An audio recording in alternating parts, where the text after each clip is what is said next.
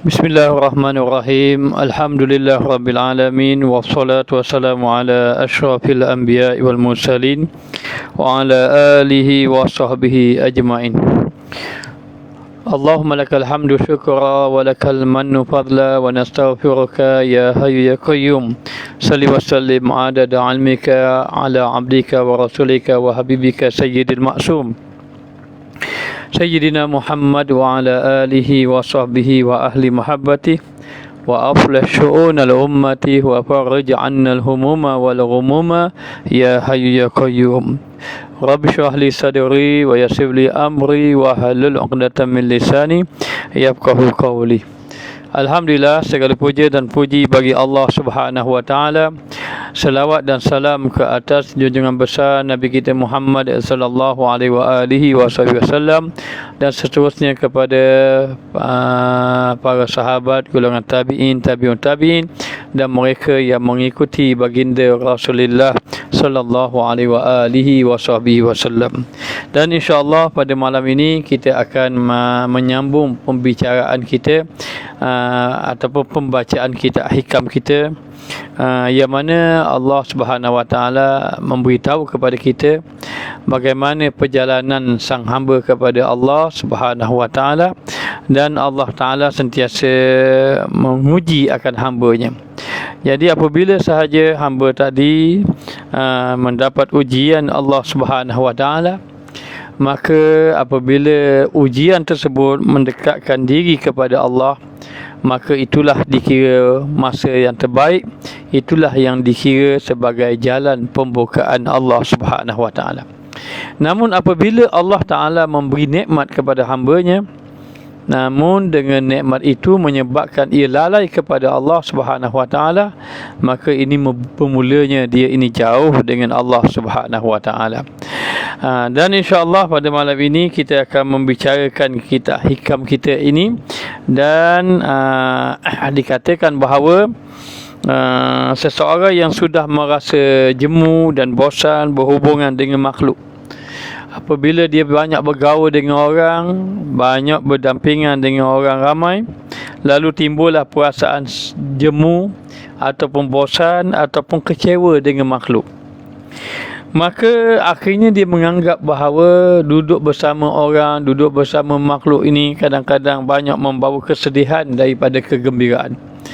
Kadang-kadang tidak banyak membawa kemanfaatan dan kadang-kadang membawa perkara yang merugikan. Maka pada saat itu Allah Subhanahu wa taala membukakan pintu kemesraan. Pintu dia berjinak-jinak, yakni kemesraan berhampiran dengan Allah Subhanahu wa taala. Sehinggalah dia merasakan tidak ada hubungan yang paling memberi kebaikan ataupun tiada ada hubungan yang paling intim kecuali berdampingan dengan Allah Subhanahu wa taala. Maka sebaik saja kita maklumi bahawa Allah Taala itu maha kaya, maka makhluk itu miskin, makhluk itu papa, tidak ada apa-apa. Bahkan makhluk itu pun tak boleh nak memberi mudarat, memberi manfaat pada dirinya. Maka ketika itu dia pun mula merasa, kalau begitu aku hanya bergantung dengan Allah. Kerana Allah Ta'ala sajalah yang boleh memberi manfaat. Hanya Allah Ta'ala sajalah yang boleh menolong. Ketika mana hati mula bergantung dengan Allah Ta'ala dan hati mula ingin banyak dengan Allah, maka disitulah pembukaan dia mendapat pintu kejinakan dengan Allah Subhanahu wa taala. Dan insya-Allah pada malam ini kita sampai pada muka surat 66. Berkata Syekh Ibn Athaillah As-Sakandari di dalam mata hikamnya, qala musannif rahimahullahu taala wa nafa'ana bi ulumihi fid darainil amin. Berkata Syekh Ibn Athaillah As-Sakandari di dalam matan hikamnya, mata aushahaka min khalqihi fa'lam annahu yuridu an yaftaha laka babul unsi bihi. Selamat datang kepada semua para jemaah daripada Singapura, daripada Melaka, daripada Selangor, daripada Kuala Lumpur, daripada Johor, daripada Melaka, Kedah, Penang dan seumpamanya. Moga-moga memberi manfaat kita semua, insya-Allah. Maka perbahasan kita pada malam ini, kata Syekh Ibnu Athaillah, mata aushahaka min khalqihi fa'lam annahu yuridu an yaftaha laka babul unsi bihi. Maksudnya, manakala diliarkannya engkau daripada makhluk, manakala ketika itu, manakala Allah liarkan kamu daripada makhluk, yakni Allah letakkan kepada kamu tidak suka bergaul dengan makhluk, ataupun makhluk, orang-orang yang kamu bergaul banyak mengecewakan kamu, lalu kamu merasa ingin menjauhkan diri daripada makhluk, ingin menjauhkan diri daripada seseorang, menjauhkan diri daripada bergaul dengan orang ramai. Mata aushahaka min khalqihi, manakala diliarkan, yakni dijauhkan engkau daripada makhluk, daripada orang, daripada orang ramai ataupun daripada sahabat-sahabat kamu, maka ketahuilah olehmu bahwasanya ia menghendaki membukakan bagimu pintu berjinak-jinak, dengan dia, berjinak-jinakan dengan dia. Jadi apabila seseorang sudah merasa kecewa dengan orang, mungkin kerana orang fitnah kita, ataupun kerana disebabkan ditimpanya fitnah sebagai contoh, lalu rasa tidak mahu berjumpa dengan orang ramai, rasa kecewa, rasa sedih, ataupun kita bergaul dengan orang, tapi bila kita susah, orang pakat tinggalkan kita. Masa kita senang, semua rapat dengan kita. Masa kita ada duit, ramai orang kawan nak berkawan dengan kita. Tiba-tiba kita jatuh miskin, orang tinggal, tidak mau kawan dengan kita. Ketika mana sahaja masa kita ini ada jawatan, ada pangkat, orang dekat dengan kita, orang pun jumpa kita, orang kasih kita, orang sokong kita, tiba-tiba satu ketika kita punya pangkat pun hilang, kita pun tidak ada apa-apa, orang jauhkan kita, orang jauh daripada kita. Ketika mana kita sihat, kita ini maknanya boleh lagi bergaul, bergua senda dengan orang, orang pun rapat dengan kita. Tiba-tiba bila kita sakit, orang tinggalkan kita. Bila sampai satu peringkat yang seumpama itu, ketika kita kaya, orang rapat, jatuh kita miskin, orang tinggal. Ketika mana kita ada pangkat, orang mendekati kita, ketika jatuh pangkat, orang jauh pada kita.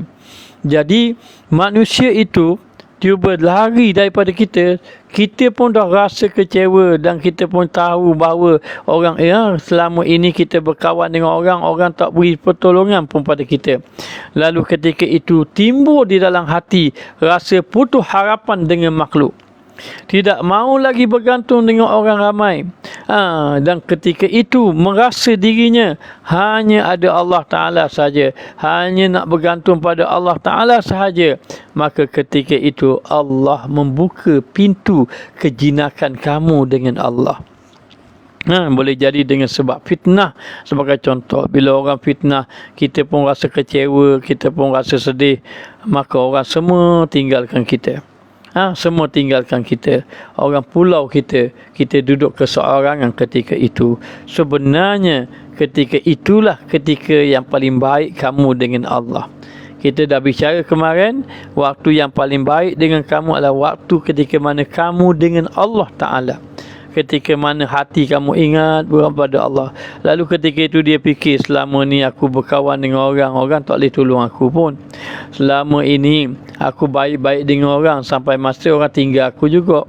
Lalu terlintas dalam hati, tak ada dah yang boleh tolong aku kecuali Allah Ta'ala sahaja. Ini bermakna Allah kasih kepada kamu, Allah membuka pintu kejinakan kamu dengan Allah Subhanahu Wa Ta'ala. Lalu dikatakan bahawa kerana bahawasanya hati itu tiada sunyi ia daripada sesuatu dan lawannya. Hati ini tidak sunyi daripada sesuatu dengan lawannya. Apa maksud daripada sesuatu dengan lawannya? Yakni apabila seseorang itu ingatkan Allah, maka hatinya tidak lagi ingat kepada makhluk. Apabila hati itu berjinak-jinak dengan Allah, maka dia akan lari dengan makhluk. Lari dengan makhluk. Dan apabila sahaja hati itu ingat kepada akhirat, maka dia akan lari daripada dunia. Apabila sahaja hati itu ingat kepada taat, dia akan lari daripada maksiat. Maka bermakna hati ini dia akan berlawanan. Kalau kamu mencari Allah, maka kamu tidak akan dapat, kamu mungkin akan ditinggalkan makhluk, ataupun kamu menjauhkan diri daripada makhluk. Dan kalau kamu ingin mencari makhluk, Allah menjauhkan kamu. Jadi Allah Subhanahu Wa Taala, dia akan tarik hamba dia tadi. Sama ada tarik tadi dengan cara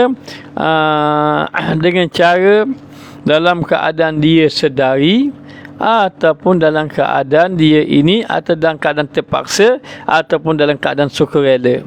Macam mana dalam keadaan sukarela tadi?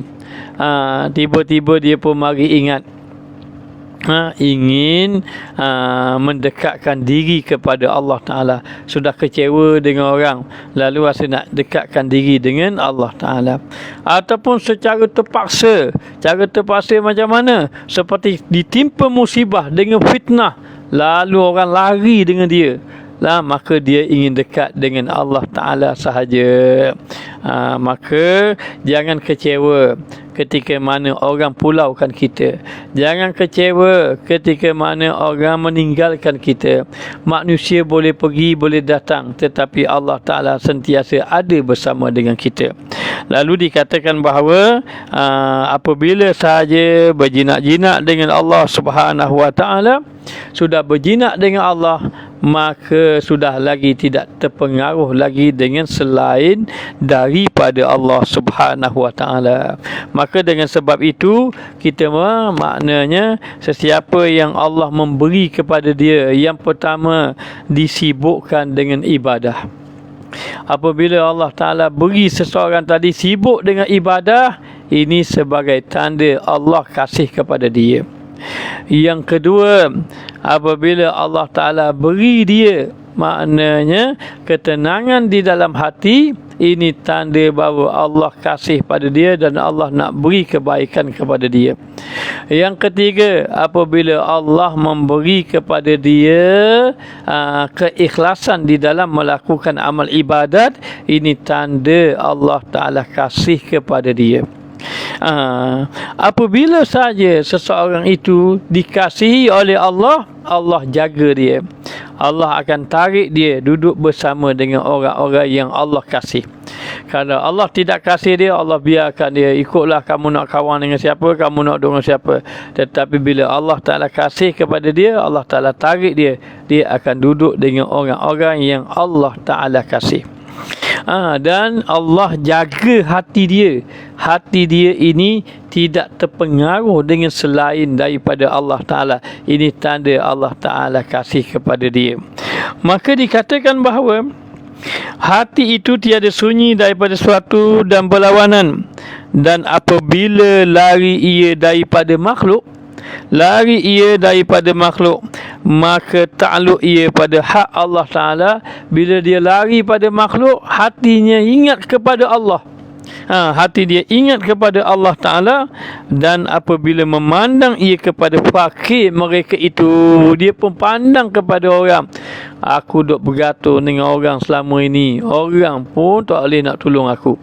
Aku ni duk harap ke dia, dia sendiri pun tak mampu untuk nak jaga diri dia. Dia macam mana aku nak mengharapkan dia jaga diri aku, sedangkan diri dia sendiri pun tak terjaga. Bagaimana dia ini aku mengharapkan rezeki pada dia, sedangkan rezeki dia sendiri pun tidak ada jaminan. Maka dalam keadaan macam itu, setelah dia melihat, oh manusia itu fakir, rupanya manusia tak ada kaya pun. Ingat, kita dah bicara malam dahulu, orang yang kaya itu dia tidak kaya sebenarnya. Yang kaya itu Allah Ta'ala. Maka dia melihat kekayaan yang sebenar tu duduk pada Allah. Yang fakir tu duduk kepada manusia. Maka dia pun berfikir, kalau begini aku duk bergantung dengan makhluk pun tidak bermanfaat. Baik aku hanya bergantung dengan Allah Subhanahu wa taala semata-mata. Maka apabila sahaja Allah Taala jadikan dia ini boleh maknanya hati dia ini hanya duduk dengan Allah, ingat kepada Allah Ta'ala, boleh jadi ketika mana ada sesuatu musibah yang menyebabkan manusia lari pada dia dan dia boleh berjinak-jinak dengan Allah, maka itu tanda Allah mengasihi dia. Dan sehingga ulama-ulama sufi dahulu dia mencari jalan. Ada satu orang ulama sufi, dia ini masyhur, anak muridnya ramai. Bila anak murid dia ramai, lalulah anak muridnya dia merasa dirinya sangat sibuk dan namanya disebut, dia pergi ke mana-mana masyhur dia. Maka orang sebut namanya, maka orang akan kenal dia, dan pergi ke mana-mana orang kenal dia, dan setiap hari orang mari jumpa dia. Maka dia dah merasa, aku ini bimbang nanti hati aku disibukkan dengan makhluk. Aku pun bimbang takut aku disibukkan dengan makhluk. Maka dalam keadaan macam itu, dia pun mencari jalan. Mencari jalan apa? Dia mencari jalan supaya orang meninggalkan dia. Orang tinggalkan dia. Ni kisah orang sufi. Jadi macam mana cara dia? Dia pun pergi. Bila dia pergi di satu tempat, satu kedai itu umpama jual buah. Maka dia pun duduk. Dia pegang buah, dia pun lari serta-merta. Bila lari serta-merta, dia tak mencuri pun. Tuan kedai terkejut tengok dia pegang buah, tiba-tiba lari. Terus tuan kedai kata, pencuri. Maka ketika itu orang ramai-ramai kejar dia. Bila ramai-ramai kejar, dia pun masuk dalam rumah dia. Bila masuk dalam rumah dia, orang pun tahu ni rumah ulama, rumah orang soleh. Maka orang pun kata kalau masuk rumah orang ni, mungkin tuan rumah ni akan beri nasihat ke dia. Orang pun masuk dalam rumah. Ternyata terkejut dia, tuan rumah tu adalah orang yang dikatakan mencuri. Kenapa? Kerana pakaian yang dipakai tadi. Lalulah tersebarlah yang menyatakan bahawa itu si soleh tadi dia mencuri buah. Si soleh tadi pencuri. Maka larilah orang daripada dia. Orang pun tidak berdampingan lagi dengan dia. Dia pun bersyukur pada Allah. Ya Allah, ya Tuhanku, Engkau jadikan manusia lari daripada aku. Aku ingin berjinak-jinak denganmu sahaja. Ini cerita kisah orang-orang yang soleh. Maka dikatakan bahawa apabila ditimpa sesuatu tadi menyebabkan orang jauh daripada kamu, maka itulah jalan kamu dekat dengan Allah Subhanahu wa taala. Maka kerana itu, bila Allah Ta'ala kasih kepada kita, Allah sibukkan kebaikan. Tapi kalau Allah tak suka kepada seseorang hambanya, menunjukkan hamba itu jauh daripada Allah, Allah timpakan dia 4 perkara. Apakah yang ditimpakannya itu? Yang pertama, Allah Ta'ala sibukkan dia selain daripada ibadah. Waliyazubillah, jangan sampai Allah Ta'ala sibukkan kita dengan selain daripada ibadah. Masa kita sudah tidak ada lagi masa baca Quran, sudah tidak ada masa berzikir, sudah tidak ada masa majlis ilmu. Maknanya, tetapi masa dengan hiburan ada, masa dengan permainan ada, masa dengan perkara yang mengikut hawa nafsu kita ada, masa dengan ibadat tiada. Itu tanda Allah Ta'ala menjauhkan seseorang itu dengannya. Tidak ada pintu kemesraan dengan dia. Jadi yang pertama, Allah sibukkan dia dengan selain daripada ibadah. Jangan sampai begitu. Kita kena renung diri kita, adakah selama ini kita sibuk dengan ibadah ataupun kita sibuk dengan selain daripada ibadah. Yang pertama, tanda seseorang itu jauh dengan Allah, Allah sibukkan dia dengan selain daripada ibadah. Yang kedua, Allah Ta'ala mencabut ketenangan di dalam hati. Hati tidak ada tenang, hidup dalam gelisah. Fa inna wa man a'rada an zikri fa inna lahu ma'isyatan dhanka. Sesiapa yang berpaling daripada peringatan aku jadikan, kata Allah, kehidupannya kehidupan yang sempit. Maka yang kedua, Allah jadikan, Allah tarik ketenangan di dalam hati. Yang ketiga, Allah menimpakan masalah yang tak habis-habis. Allah Ta'ala timpakan masalah yang tak habis-habis, maka hidup pun dalam keadaan berduka cita. Satu masalah ni tak selesai, masalah ni lagi tak selesai, hutang lagi tak terbayar, kerja pula tidak ada, maka macam-macam masalah. Maknanya, maka ini tanda jauh dia dengan Allah. 3. Yang keempat, Allah mencabut keberkatan hidup dia dengan apa yang Allah kurniakan. Ada harta tak berkat, ada keluarga tidak berkat. Maknanya Allah Ta'ala cabut sehingga kehidupan dia jauh dengan Allah. Maka apabila dah cara dia macam mana?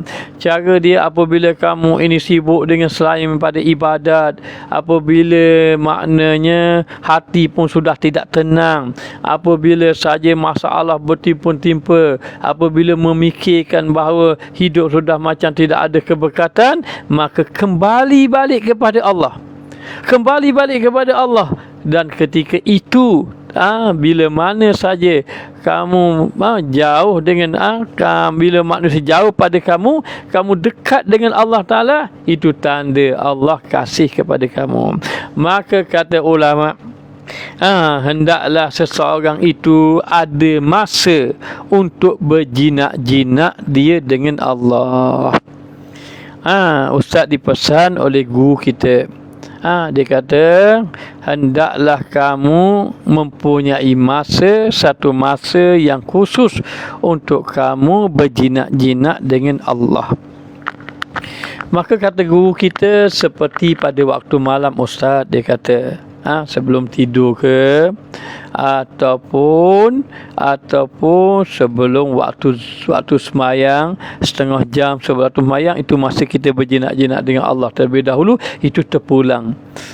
Tidak maknanya ada orang nak sebelum subuh, ada orang sebelum tidur, ada orang nak sebelum subuh masa dia dengan Allah, ada orang sebelum waktu sembahyang, itu terpulang. Tapi kata guru kita, hendaklah kamu ada satu masa untuk kamu berjinak-jinak dengan Allah Subhanahu Wa Taala. Jadi kita suka ambil waktu selepas subuh contohnya. Lepas subuh untuk waktu berzikir sampai kepada waktu duha, itu sebagai contoh. Siapa yang nak ambil pada waktu malam sebelum tidur, itu terpulang. Ada orang dia kata sebelum subuh ada satu masa saya nak berjinak-jinak dengan Allah. Hidup saya satu masa saya nak bertafakur ke dan seumpamanya. Ada satu orang dahulu dia ikut kuliah Ustaz. Hari Sabtu pagi dia baca kuliah hikam. Beliau ini daripada jauh perjalanan dia, waktu pagi, kuliahnya pukul 9.30 pagi, tapi perjalanan daripada rumah dia sampai ke tempat pengajian kita lebih kurang hampir 1 jam dengan kereta. Perjalanan dia kata 45 minit 50 minit sampailah tempat Ustaz. Jauh ni kata. Tapi dia tak apa, dia suka mari kuliah hikam kita. Jadi selang berapa lama, kita pun lama tak jumpa beliau pun tidak hadir lama, dah musim begini-begini, kelas ada tak ada lama tak jumpalah. Tapi dah lama dah beliau, sehingga dia kata, minta maaf Ustaz, saya jumpa dekat tempat saya tu ada satu orang tuan guru mengajar, buka pondok. Kata alhamdulillah, duduklah dia di sana. Tapi dia kata alhamdulillah Ustaz, saya ikut kuliah pengajian hikam Ustaz. Dia kata saya buat satu masa. Apa dia satu masa? Beliau ini dia kata sebelum daripada waktu subuh beliau akan berzikir dengan la ilaha illallah sampai kepada subuh. Lebih kurang dalam 1 jam satu hari dia berzikir, ataupun 2 jam. Ataupun maknanya antara 1, 2, 3 jam dia berzikir kepada Allah. Dia kata saya nak cukupkan beberapa puluh ribu untuk saya hadapi sebelum saya maknanya teruskan pekerjaan. Alhamdulillah ya, maknanya yang mendengar tu beramal, yang mengajar ni tak beramal. Baik, maka ada satu cerita yang menarik. Cerita ni mungkin ramai yang sudah tahu mengenai satu ketika dahulu dikisahkan bahawa ada satu orang, seorang lelaki, dia telah membeli seorang hamba. Maka lelaki ini ingin membeli seorang hamba. Bila nak membeli seorang hamba, maka dia pergi ke pasar. Maka bila ke pasar, tuan pada hamba tadi beritahu, mencadangkan, ambillah hamba ini hamba yang bagus. Hamba yang bagus, dan hamba ini kalau kamu ambil ada keberkatan dia. Kerana dia hamba ini hamba yang boleh buat kerja, dan dia juga hamba yang suka beribadat. Lalu dibelilah oleh tuan dia. Bila tuan dia beli tadi, dia ajak dia baliklah, nak bawa balik tadi. Maka katanya hamba tadi, wahai tuan, setelah tuan telah membeli saya, maka izinkan saya memberitahu pada tuan, boleh tak saya ini inginkan, maknanya daripada tuan ni 3 syarat. Saya inginkan daripada tuan permintaan, saya ingin permintaan daripada tuan tadi dengan 3 permintaan. Kata tuan dia, boleh, silakan. Kata hamba tadi, wahai tuan, syarat yang saya ingin, ada 3 keinginan saya. Yang pertama, apabila masuk waktu sembahyang, bolehkah tuan jangan melarang saya untuk terus cepat-cepat sembahyang. Yang pertama, saya minta pada tuan, kalau masuk waktu sembahyang, berilah saya peluang untuk sembahyang, dan jangan tuan larang saya daripada sembahyang. Baiklah, kata tuan dia. Syarat pertama tuan dia terima. Kata tuan dia, baik, aku tidak akan ganggu kamu pada waktu sembahyang, kamu boleh pergi sembahyang. Syarat yang kedua, tuan boleh suruh saya untuk buat apa-apa saja di siang hari, tetapi bolehkah tuan tidak mengganggu saya pada waktu malam hari. Adapun siang hari, tuan nak kata apa, nak suruh buat apa-apa saja, saya akan buat kerana saya ini hamba. Tetapi saya mohon dengan tuan, bolehkah pada waktu malam saya tidak diganggu, saya tidak lagi diperintahkan melakukan pekerjaan. Jadi saya nak pada waktu malam, waktu yang saya tidak diganggu. Waktu yang saya tidak lagi waktu yang saya direhatkan daripada bekerja. Baiklah, kata tuan dia, aku hanya suruh kamu bekerja pada waktu siang hari saja. Malam aku tidak akan perintahkan kamu. Itu yang syarat yang kedua. Yang ketiga permintaan saya, tuan boleh tak sediakan satu bilik untuk saya ataupun satu tempat untuk saya, maknanya untuk saya berehat di situ, duduk di situ, dan waktu saya yang tertentu pada waktu malam tidak diganggu. Jadi sediakanlah satu tempat untuk saya, yang mana rumah tempat itu hanya saya saja yang boleh masuk, dan saya tidak membenarkan orang lain masuk. Maka tuan dia terima. Baiklah, tuan dia kata, sampai waktu sembahyang aku tak akan larang kamu sembahyang. Itu yang pertama. Yang kedua, Aku hanya perintahkan kamu bekerja di siang hari saja. Adapun di malam hari aku tidak akan perintahkan kamu bekerja. Dan yang ketiga, aku akan sediakan tempat kamu dan tidak ada orang yang boleh masuk kecuali kamu sahaja. Baik. Tuan dia setuju. Maka dalam keadaan itu tuan dia pun laksanakan maknanya janjinya. Maka dia sediakan satu tempat. Ada yang mengatakan bilik, ada yang mengatakan satu pondok. Katakanlah pondok. Satu pondok, di situ dia tempat dia duduk di situ. Tempat dia berehat di situ. Lalulah setelah itu tuan dia suruh hanya di waktu siang saya. Sampai waktu malam tuan dia sudah tidak panggil lagi dia.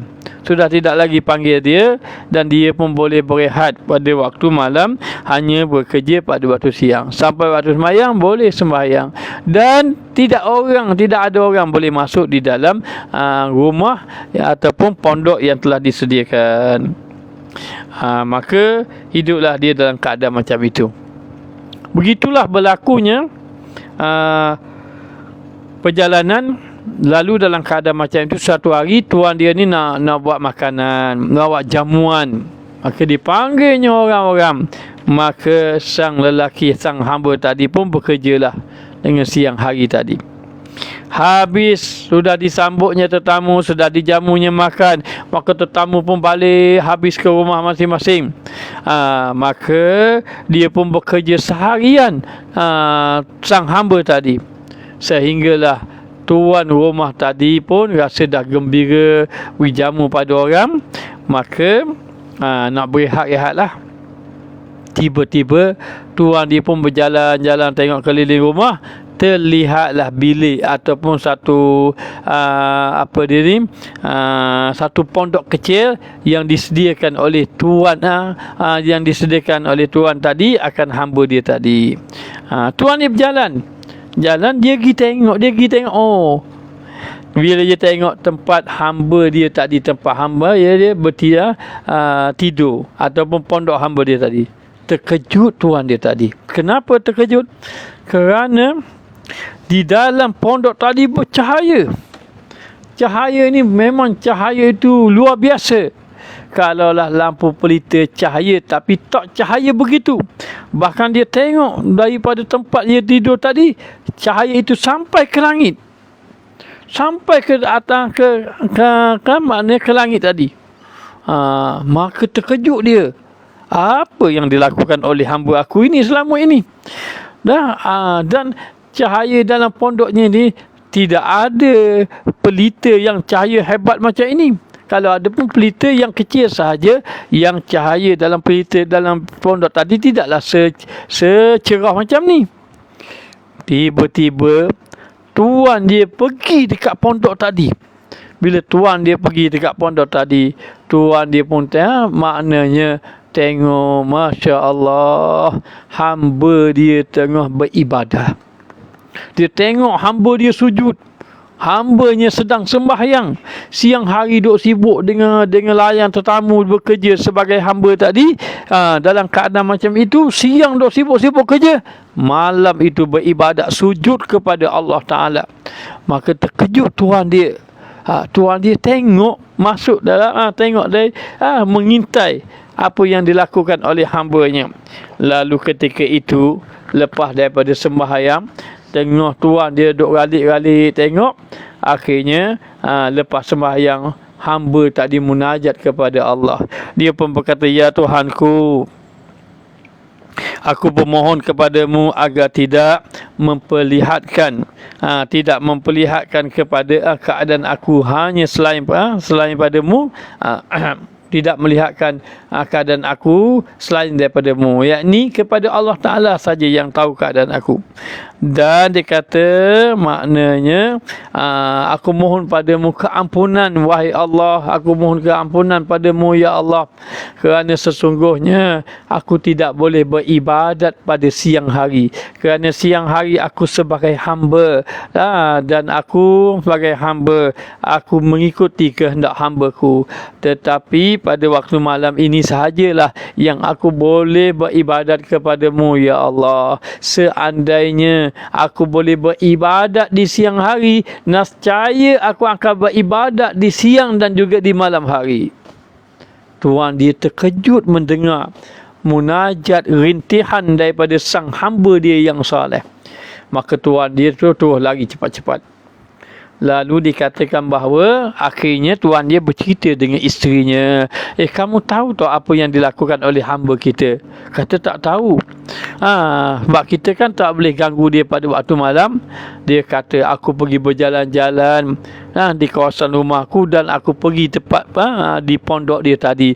Terkejut aku tengok di dalam pondoknya cahaya yang begitu banyak sekali. Sedangkan lampu pelita tu cahaya tak sebanyak itu. Dan pula cahaya itu tembus sampai ke atas, sampai ke awan sana, ke langit sana. Dan aku pergi mendekati dia, rupanya hamba kita itu, dia cerita pada si isterinya, hamba kita itu sedang beribadah kepada Allah dan dia munajat kepada Allah. Seandainya aku ini diberi peluang lagi untuk siang hari beribadat padamu, nescaya aku akan beribadat siang dan malam kepadamu. Tetapi aku di siang hari sebagai hamba kepada Tuhan aku kena ikut Tuhan aku tadi. Maka mendengar isteri tadi cerita suami dia, terkejut dan takjub dengan keadaan hamba dia tadi. Lalu dia berpakat duk bincang-bincang, beginilah apa kata kalau kita merdekakan hamba tadi, supaya dia boleh beribadat malam, dia boleh beribadat siang. Maka keesokan harinya dia panggil sang hamba tadi. Bila dia panggil saja hamba tadi, lalu dia memberitahu hal semalam. Semalam saya pergi tengok di pondok kamu, ada cahaya sampai naik ke langit. Dan kami sekeluarga dan isteri kami, saya suami isteri, telah mendengar kamu munajat kepada Allah. Seandainya diberi peluang untuk beribadat di siang, nescaya akan dilakukan siang dan malam beribadat pada Allah. Tapi di siang hari tu boleh beribadat kerana sebagai hamba kepada Allah, kepada tuan dia tadi. Maka tuan dia kata, oleh kerana itu aku merdekakan kamu agar kamu boleh beribadat siang dan malam. Maka terkejut dia. Daripada mana tuan tahu keadaan saya?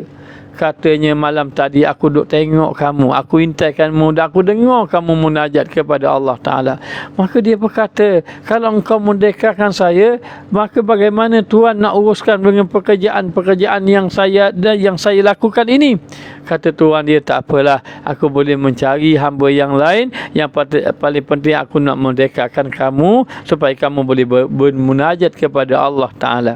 Munajat kepada Allah Ta'ala, bermesra-mesra dengan Allah Ta'ala. Lalulah dia pun terkejut mendengar keadaan macam tu.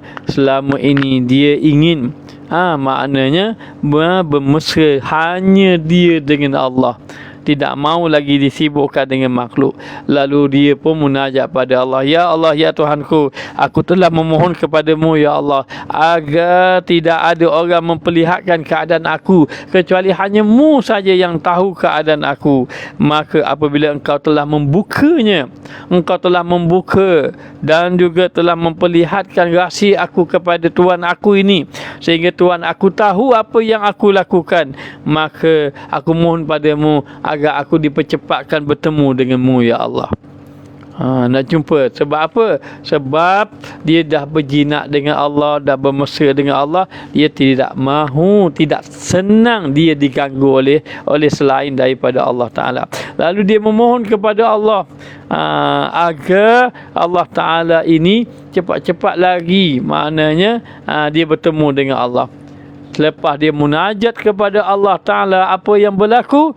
Allah Ta'ala wafatkan ia serta-merta, sehinggalah dia ini bertemu dengan Allah Subhanahu Wa Ta'ala.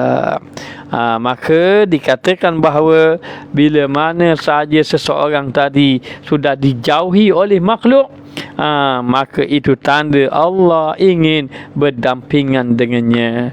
Jadi bukti seseorang tadi bahawa Allah ingin berdampingan dengannya, dia sudah merasa jemu dengan makhluk.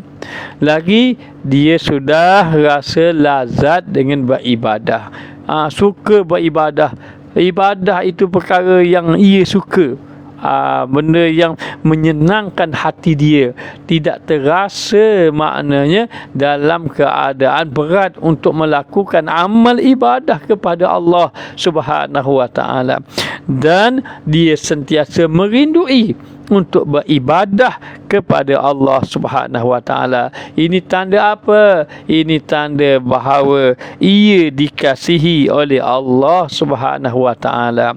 Dan apabila saja orang menjauhkan kita dengan orang lain menjauhkan diri dengan kita, maka ketika itulah barulah kita ini dikira dekat dengan Allah Taala. Jadi sebab itu jangan kita kecewa. Mungkin orang maknanya kita dengan Allah kita jangan kecewa. Dan kalau kamu kecewa dengan makhluk, pergilah kepada Allah Ta'ala. Kerana apa? Duduk dengan makhluk, duduk dengan orang ramai, orang boleh kecewakan kita. Tapi duduk dengan Allah, Allah sekali-kali tidak mengecewakan. Dia satu kisah lagi. Malam ni kita banyak cerita.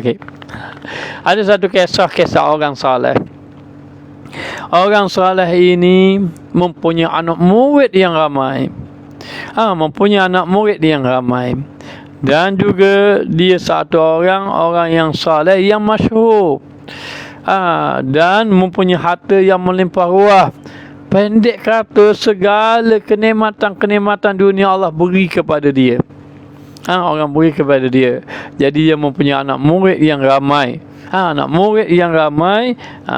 Tetapi satu hari dia ini diuji oleh Allah Ta'ala, menyebabkan anak murid lari habis pada dia.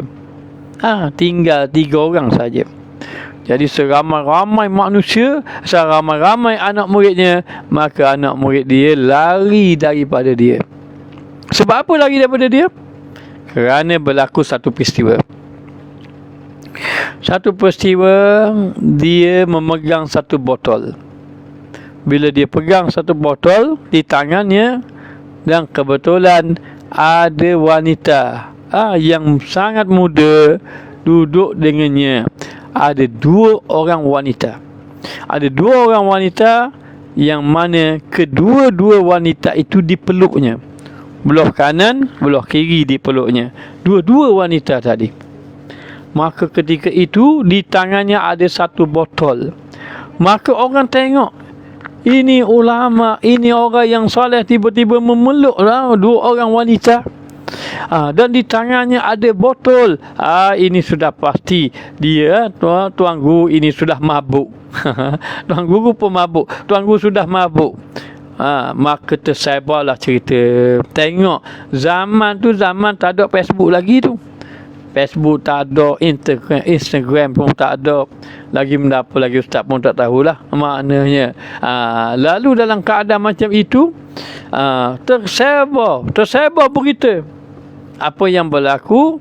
Tuan Guru tadi kehilangan anak murid. Anak murid lari. Sudahlah lari. Diceritakan. Dihinanya lagi. Dikutuknya lagi. Ini Tuan Guru apa ini? Ahli maksiat. Ini Tuan Guru begini. Akhirnya orang pun tinggal. Tinggallah dia. Adakah dia bersedih? Dia sangat gembira. Dia sangat bergembira hari itu, ketika mana orang meninggalkan dia. Lalu tinggal seramai-ramai itu ada 3 orang anak muridnya yang tidak tinggal dia. Kata Tuan Guru tadi, kenapa engkau masih lagi berdampingan dengan saya? Kami mahu mengambil ilmu dengan kamu. Tidakkah engkau mendengar apa yang orang perkatakan tentang diri aku? Ya, kata saya dengar. Habis itu kenapa engkau masih lagi berdampingan lagi dengan aku? Lalulah kata anak muridnya, saya tetap bersama dengan Tuan Guru. Yang pertama sebab saya mengenali Tuan Guru.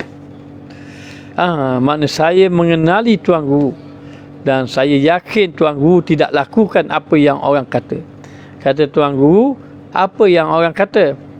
Orang kata Tuan Guru ada peluk 2 orang wanita. Kata Tuan Guru kata, ya betul, memang saya ada lakukan. Dan di tangan Tuan Guru ada botol air. Ya, kata Tuan Guru. Ya, memang ada di tangan saya botol air. Adakah kamu mau meninggalkannya?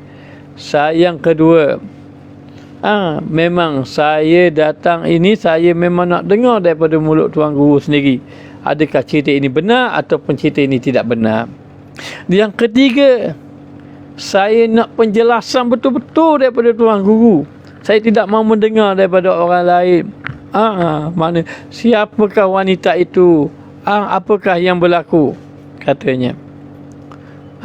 Yang seorang lagi pun kata gitu, yang seorang lagi pun kata gitu, tinggal 3 orang ni saja. Baiklah, kata Tuan Guru tadi. Tuan Guru tadi kata, ada pun 2 wanita yang aku peluk itu, yang ada di kanan dan kiri aku, sebenarnya kedua-dua itu adalah anak perempuan aku. Maknanya kedua-dua itu adalah anak perempuan aku. Tu jaga-jaga hari ini, jangan cepat fitnah. Jangan cepat fitnah. Macam ustaz ada anak perempuan 2 orang yang besar-besar. Kalau kita tok kiri kanan begini, orang tengok apa Ustaz Kamal ini, baca kita hikam habis lagi. Maknanya ada pun 2 orang wanita itu, 2 orang wanita itu adalah kedua-dua itu adalah anak perempuan aku. Botol air itu yang kamu yang Tuan Guru pegang, ada pun botol air yang saya pegang itu, kata Tuan Guru, itu adalah air biasa, bukannya air arak bagaimana yang orang kata.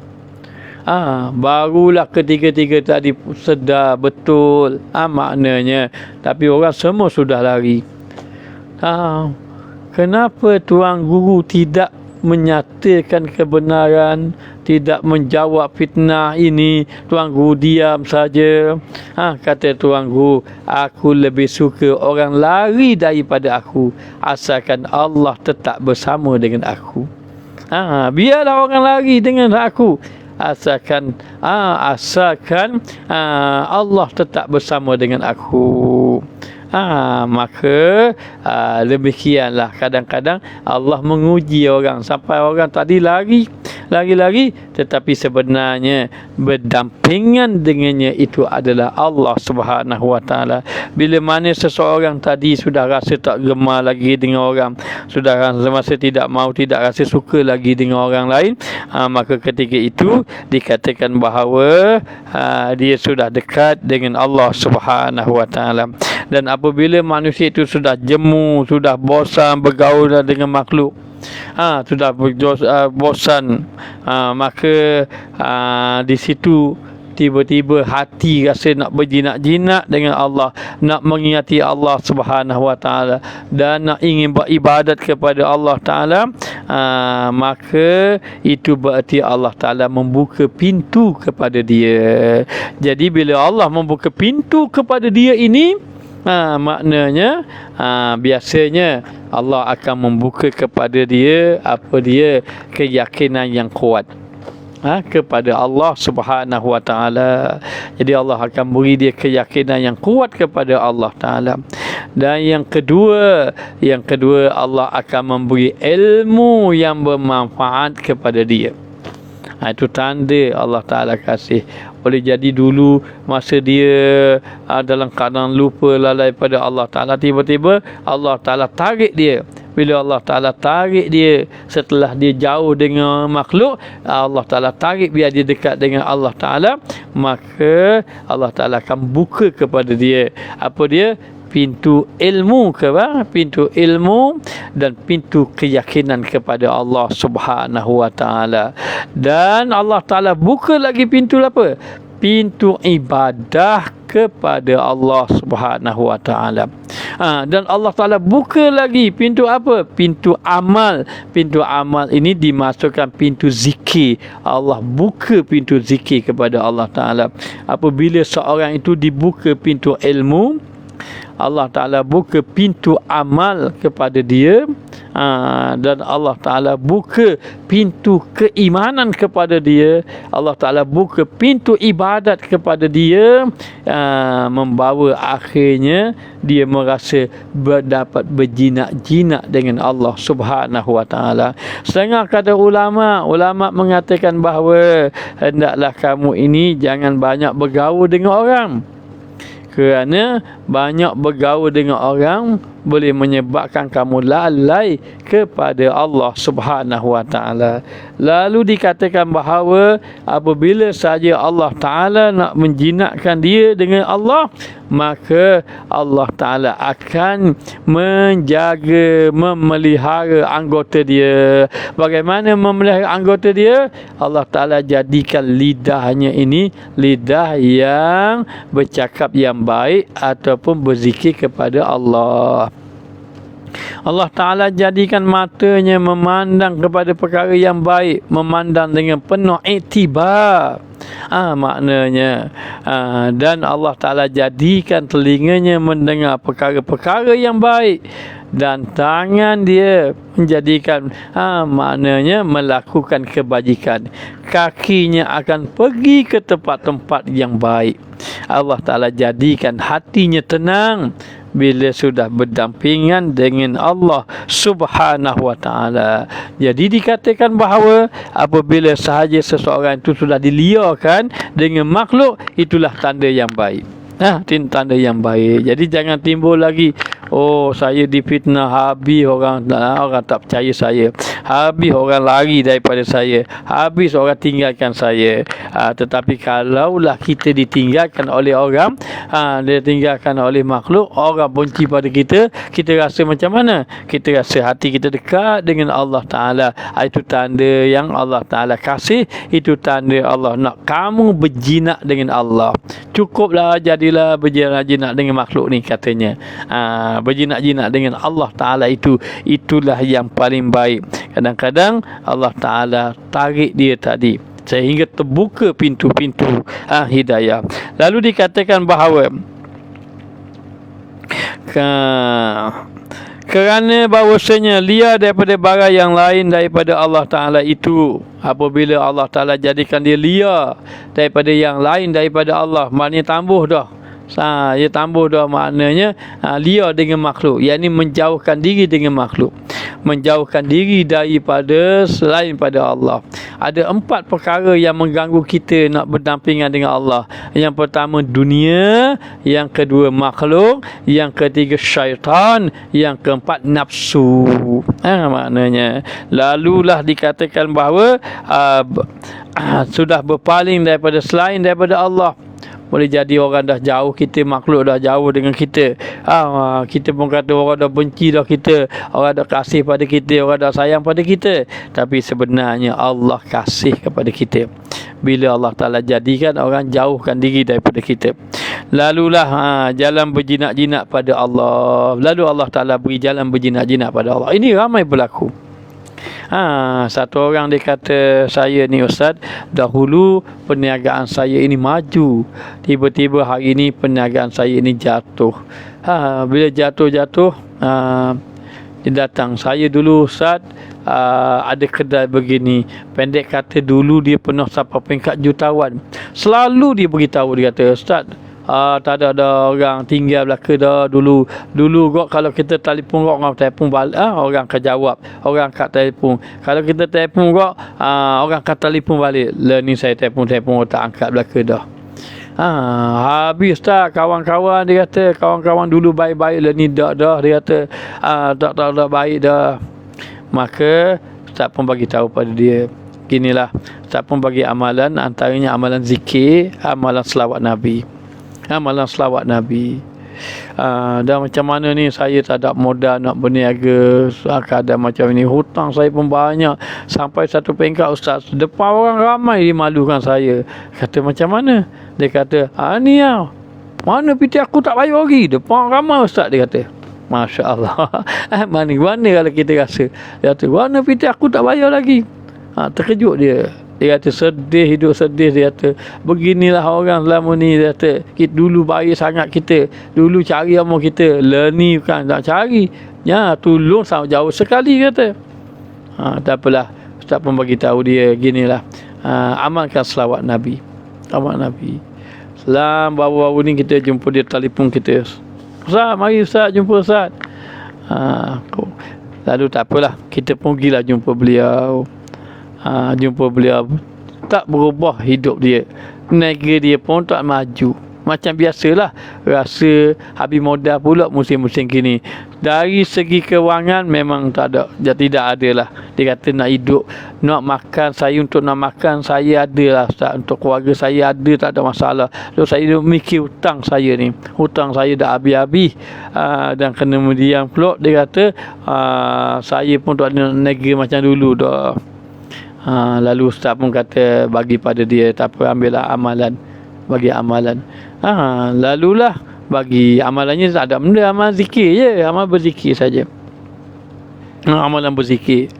Dia pun lama dah bagi amal zikir. Baru-baru ni jumpa dia. Dia kata gitu ustaz, tak ada modal nak niaga ustaz, tapi untuk makan le pun boleh lah, kata boleh lah.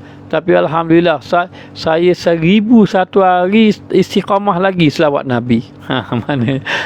1001 hari istiqamah lagi selawat Nabi. Kita pun kata ya Allah, maknanya bila dia kata gitu, hati rasa tenang tak, kata. Memang tenang ustaz, tenang ustaz. Hutang memang banyak orang benci kita, kata, tapi memang rasa tenang, dia kata. Memang rasa tenang, maknanya walaupun niaga tak ada benda pun, kata, nak bagi tahu, bila Allah memberi kita dapat beribadah, bila Allah memberi kita dapat ibadah, dan Allah memberi kita ketenangan hati, dan Allah tak beri apa yang kita inginkan daripada dunia, maknanya sebenarnya sudah tidak ada lagi kesedihan. Kita boleh bergembira. Kerana apa? Kerana Allah Ta'ala telah menunjukkan kejinakan ataupun kemesraannya kepada kita. Ataupun yang kita nak cari perkara-perkara yang kita ingin nak maju macam dulu tu, itu benda yang kecil di sisi Allah. Allah memberi kita sesuatu yang besar. Apa dia? Boleh beribadah kepada Allah. Sebab tu ada orang mengatakan, ustaz, masa orang kata kita, masa orang fitnah kita, Allah lazatnya bangun malam. Boleh bangun malam, lama ni tak boleh bangun malam. Tapi bila kerana terlalu sedih, oleh kerana terlalu dalam keadaan memikirkan masalah, akhir sekali Allah beri bangun pada waktu malam. Dan pernah juga satu orang muslimat datang jumpa, dia pun cerita masalah kita, masalah dia. Kita pun kata pada dia, gini kak, ustaz cadangkan kak bangunlah pada waktu malam, kak berdoalah, munajatlah pada Allah Ta'ala. Lama tu dia pun balik. Selang lama tak jumpa dah, tiba-tiba jumpa dia. Dia kata, alhamdulillah ustaz, semenjak ustaz bagi tahu kepada saya sembahyang malam, sampai sekarang saya tak tinggalkan sembahyang malam. Baik, dah bagaimana masalah tak sesat-sesat kau. Masalah begitulah. Tetapi ada benda Allah beri. Allah beri apa? Allah memberi ibadah. Jadi para jemaah sekalian, setelah Allah memberi kita ibadah kepada Allah, dengan jalan macam mana? Dengan jalan Allah, kadang-kadang Allah memberi ibadah dengan jalan yang pertama. Yang pertama, dengan jalan Allah menjauhkan diri kita kepada Allah, menjauhkan makhluk dengan kita. Ini cara Allah memberi ibadah pada hamba-Nya. Cara dia apa? Cara dia Allah jadikan makhluk jauh dengan kita. Bila Allah Ta'ala jadikan jauh dengan kita, kita pun timbul nak beribadah, itu tanda Allah sedang berjinak-jinak dan Allah kasih kepada kita. Cara yang kedua, seorang tadi ditarik untuk beribadah pada Allah. Cara dia yang kedua apa dia? Cara yang kedua, Allah timpakan musibah. Allah timpakan musibah. Lalu dengan musibah dia pun bersedih. Bersedih. Ada satu orang tu dia tidak sembahyang.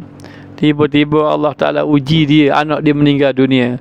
Anak dia ni Masya Allah, anak dia ini bagus, semayang tak tinggal.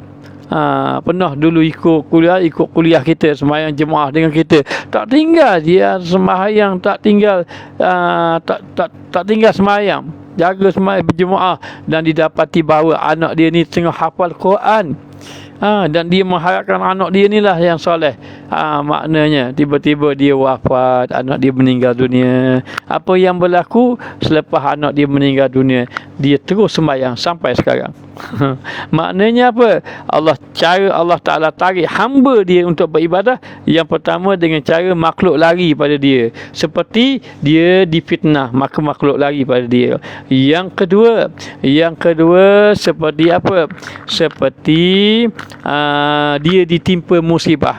Maka ditimpa musibah adalah salah satu jalan yang menyebabkan Allah Ta'ala tarik dia untuk beribadah kepada Allah Subhanahu Wa Ta'ala. Itu cara yang kedua. Cara yang ketiga, Allah Ta'ala tarik dia beribadah. Cara yang ketiga, Allah Ta'ala tarik dia beribadah, Allah Ta'ala temukan dia satu orang yang soleh. Allah Ta'ala temukan dia dengan satu orang yang soleh. Bila Allah Ta'ala temukan dia satu orang yang saleh, tiba-tiba orang tadi menasihati dia, menunjuk, membimbing dia, jadi dia pun jadi ke arah beribadah kepada Allah Ta'ala. Ini cara antaranya Allah Ta'ala tarik dia beribadah. Itu cara yang ketiga. Yang keempat, Allah Ta'ala tarik dia beribadah kepada Allah Ta'ala setelah dia tidak dapat apa yang dia ingini. Maknanya kadang-kadang dia sudah kecewa dengan maknanya apa yang dia ingin ini Allah tak beri pada dia. Akhir sekali dia pun rasa kecewa, lalu akhirnya dia cari jalan beribadah kepada Allah. Seperti apa? Setelah dia merasa tak tenang, dapat kekayaan pun tak tenang, pengaruh ramai pun tak tenang, damai tak tenang, rasa macam tak puas. Apa dia nak ni sebenarnya? Akhir kali Allah Ta'ala campur. Sebenarnya mungkin cari Allah Ta'ala. Kerana sesungguhnya sesiapa yang ingin mencari kebahagiaan, ketenangan, kejinakan, semuanya itu dengan mengabdikan diri kepada Allah Subhanahu Wa Ta'ala. InsyaAllah rasanya sekadar ini saja yang dapat disampaikan, kerana kita nak sambung pun masuk matan yang lain. Dan dikata dan jinak pada Allah Ta'ala itu iaitu sentiasa musyahadah. Bila sudah berjinak dengan Allah, maka sentiasa memandang Allah, sentiasa memandang, musyahadah.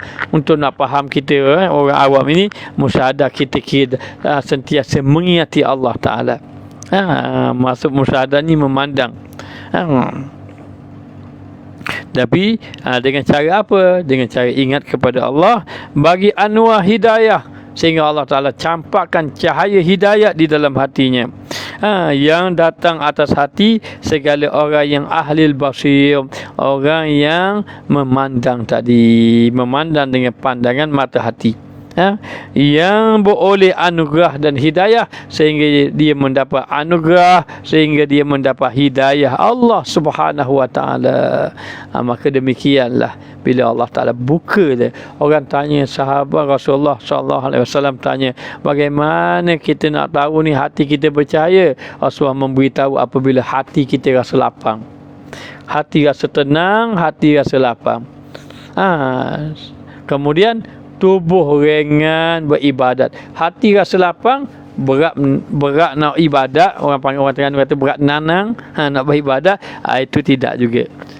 Maknanya, tapi hati tanda Allah Ta'ala itu maknanya campak dalam hati dia tadi, rasa berdampingan dengan Allah, sehingga hati jadi tenang, tubuh badan ringan untuk beribadah kepada Allah Subhanahu Wa Taala.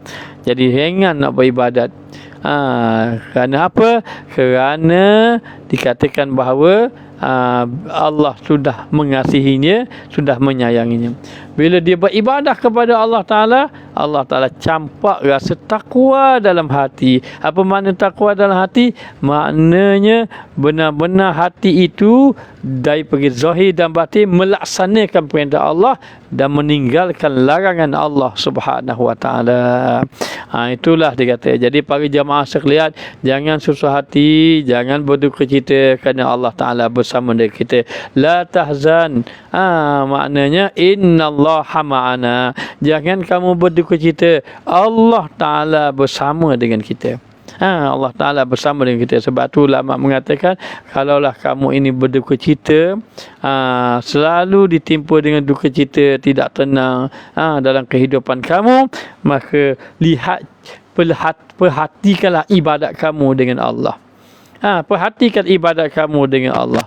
Apabila kamu perhati ternyata ibadat kita dengan Allah jauh, maka itu juga mungkin menjadi sebab yang menyebabkan hati tidak tenang, menyebabkan jauh dengan Allah Subhanahu Wa Taala. Jadi moga-moga Allah Taala memberi kekuatan kepada kita untuk melakukan ibadat dan kekuatan untuk kita dapat berpaling daripada maksiat. Dalam waktu yang sama kita mohon pada Allah, jangan Allah biarkan kita dalam keadaan lalai, hati kita liar dengan Allah, tidak mahu. Biarlah kita liar dengan makhluk, tetapi hati kita tenang dekat dengan Allah Subhanahu Wa Taala. Wa man a'rada an zikri wa inna lahu ma'isyatan dhanka. Siapa yang berpaling daripada peringatan Allah, Allah Taala jadikan dia kehidupan yang sempit. Jadi macam mana? Allah Ta'ala berfirman, "Wa may yattaqillah yaj'al lahu makhraja." Siapa yang bertakwa kepada Allah, Allah Ta'ala beri jalan keluar.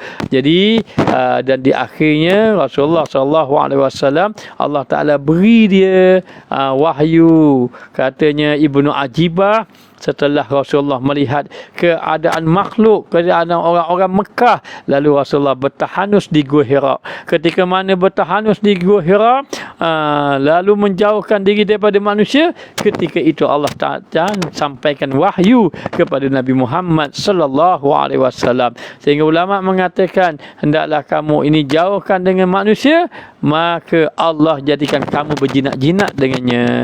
Tetapi mana mungkin kamu nak berjinak-jinak dengan Allah apabila kamu terlalu sibuk dengan selain daripada Allah, sibuk dengan makhluk. Maka sibuk-sibukkan diri dengan Allah, nescaya akan rasa kemesraan, keramahan atau pintu kejinakan kita dengan Allah Subhanahu Wa Taala.